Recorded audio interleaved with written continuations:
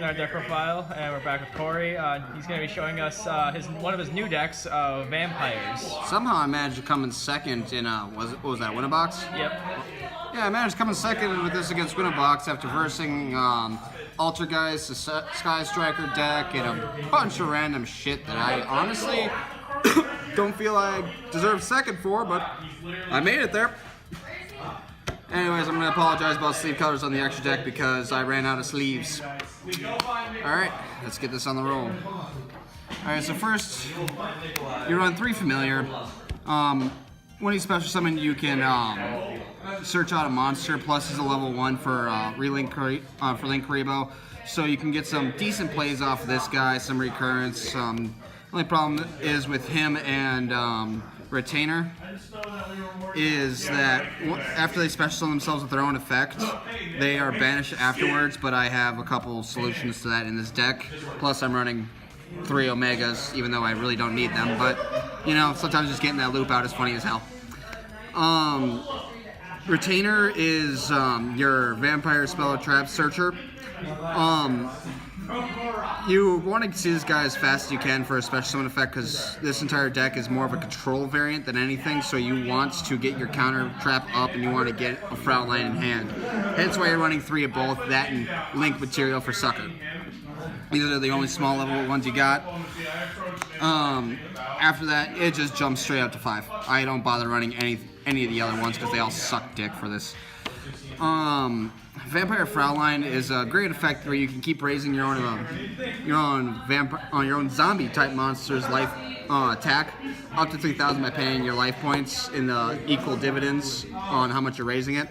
She's really great for OTKs or just locking your opponent on attacking. And with Vampire's Domain on the field, you get to pretty much just gain it back whenever they do a vampire monster does damage. And 2 Scarlet Scourge, because his special summon effect is actually pretty decent. I only run 2 because most of the time when I summon him off, it's usually when I'm getting a bit desperate or I want to go into a combo.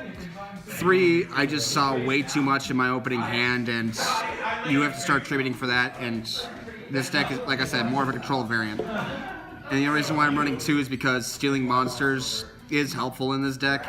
And I do run Zombie World, so you can also get her effect off on all your monsters if you can get to your Zombie World fast enough. You just want to get her in hand and the counter trap in hand as fast as possible. Now, since this is a zombie deck, you're of course running the entire package. And I am maxing the fuck out on these cards. The only thing I might do is maybe lower Uni-Zombie by 1. Might lower Uni-Zombie by 1. Damn it, these things are all falling on their sleeves and it's pissing me off. Solitaire is just good for recovery. You want to see him in your opening hand. When I was playing this in a tournament, I was always going into Beals over Omega because it just was better against the matchups I was going against.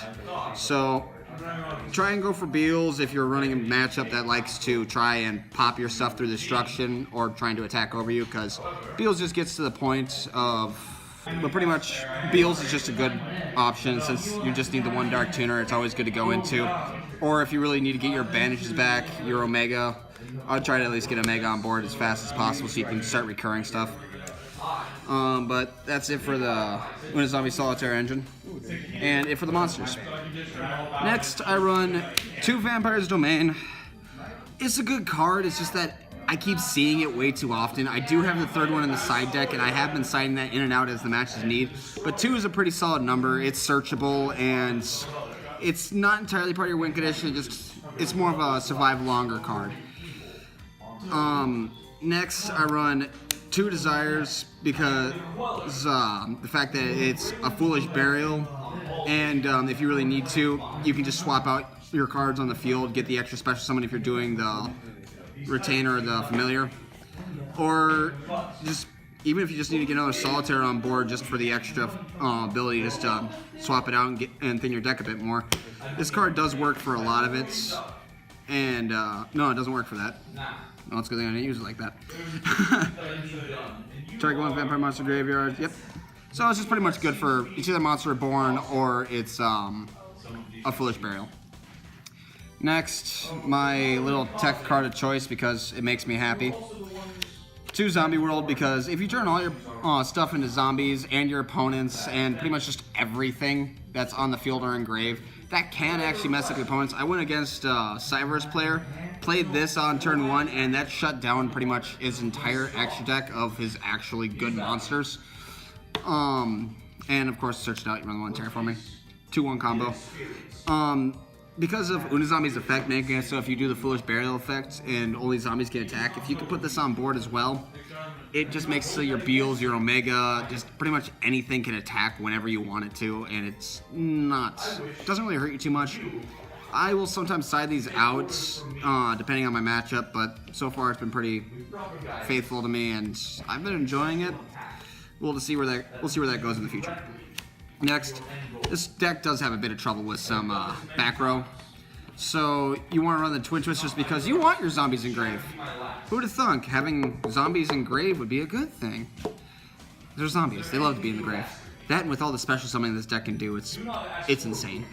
But Spell and Trap Destruction, you just need it because this deck doesn't really have any other outs to it besides going into the extra deck. So if you can just pop this, hit 2, you're sitting pretty. Next, 1 Monster Reborn because it is Monster Reborn. I also run the Book of Life because your entire deck is zombies. So technically running 2 Monster Reborns, but this one just gives you a banish, and there's only downside is you can't special summon from your opponent's graveyard, but still, you special summon your own shit to further your own plays. So it helps. And with Zombie Roll in the field, this just turns them back into zombies, so it's funny. 1 for 1, just free familiar, which means you can go into Link Karibo, you can go into, gives you your extra monster search, which gets Frowland into your hand that much faster. And Foolish Burial, because sometimes you just really need those combo pieces in the graveyard to go off properly. So this one kind of helps out with that quite a bit. Like if you open up a familiar or retainer in your opening hand plus this, you get to send the opposite one, send from hand, and then special, so you get both your counter trap and the frown line to your hand. So it is a really good choice for this deck. And once again, they're zombies. They really like the graveyard. Worst case scenario, you send a Mizuki and further your plays even more. And last 2, I won 1 Pot of Erebus just for the draws. I wish I had a second Burial from different dimension when I was playing because that would have been a lot more helpful than the extra draw, because sending those 3 Mizukis or your retainers or your familiars or pretty much any of the shit you're banishing back to your graveyard instead of the deck would have just been far more helpful, but I honestly thought I'd be facing it up against ABC, Todd. You let me down, Todd. But yeah, for the draw 1, if you don't really care what's in the banish zone, or if you really want those Mizukis back, plus your retainers and familiars, this one's a card for choice. I'd prefer to run 2 over 1 and 1, but, you know, them's the works. And then for the trap lineup, you're running vampires. They have an archetypal fucking quick play to them that negates, just as long as you control a vampire. That is literally the only condition. The best part is if you negate a monster effect, you gain the life back, which this deck pays a lot of life points. You want them back. Trust me. There have been times where I used effects just to bring something back, paid the 500 to gain back the 1,200 because I was hurting that bad. Only had to do that twice, thankfully. And 2 Vampire's Awakening. You're special summoning from the deck. You can bring out your familiar during their end phase for the Fraulein, for their battle phase for the Fraulein during their end phase if you want to bring out a retainer and get your counter trap set up for next turn. If you really need the monster back and you've had this set for a while, you can bring out Scarlet Scourge, or if you just need extra material on the field, Scarlet Scourge is good for that as well.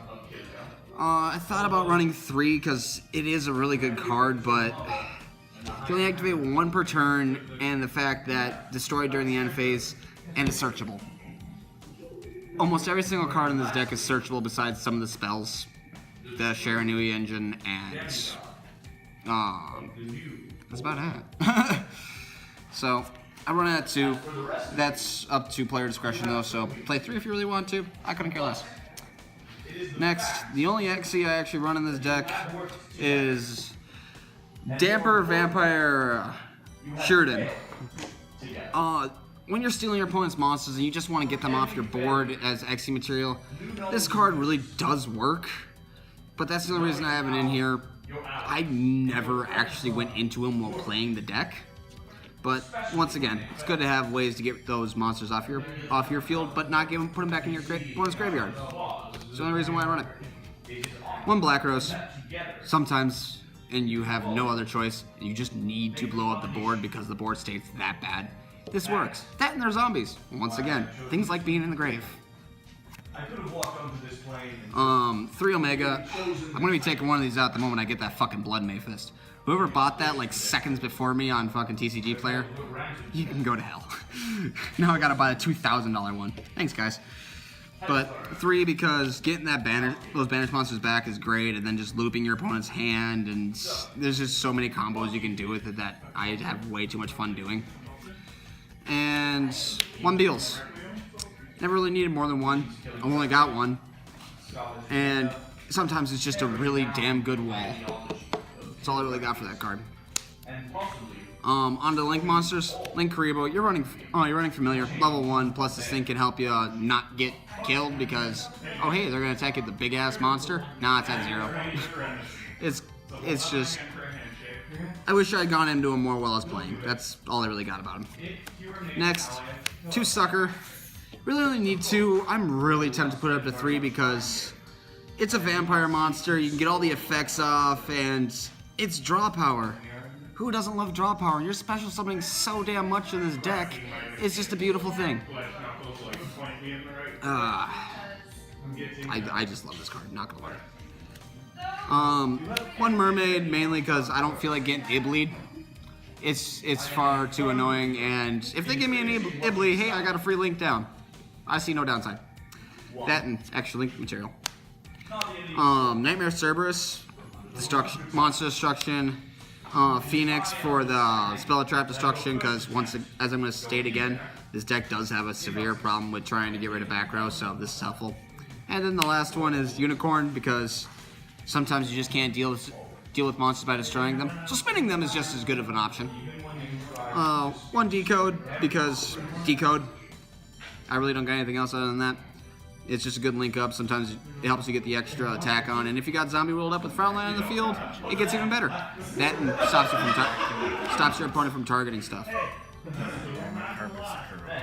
And last card, Borreload, because, well, it's Borreload. I don't think I really have to say much more than that.